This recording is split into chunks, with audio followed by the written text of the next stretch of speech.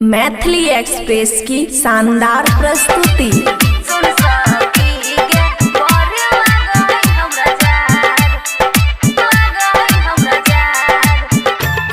खुशी recording studio बलुआहा।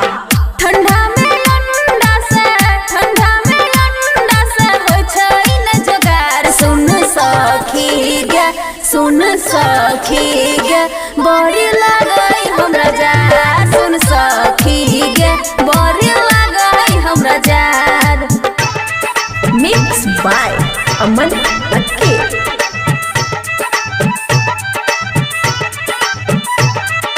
DJ Sumit Satish रईमा।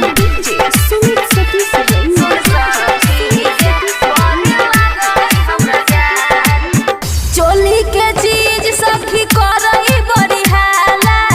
करे के मन हमरा होइए घोटाला।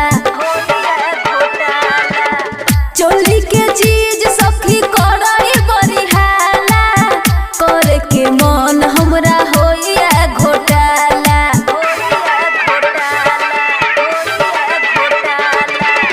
थरथर देह कर लागइए बुखार। सुन सखी गे बड़ी लागई हमरा जार। सुन सखी गे बड़ी लागई हमरा जार।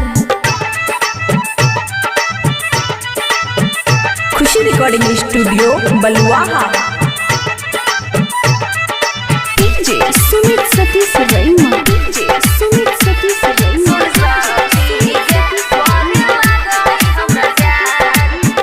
सपना में रोजे बबुआ राहुलिया बिया के माजा कुआरे भेटाब।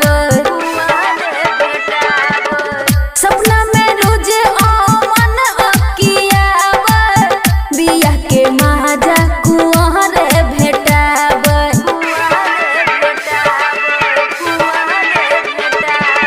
टेंशन से हमर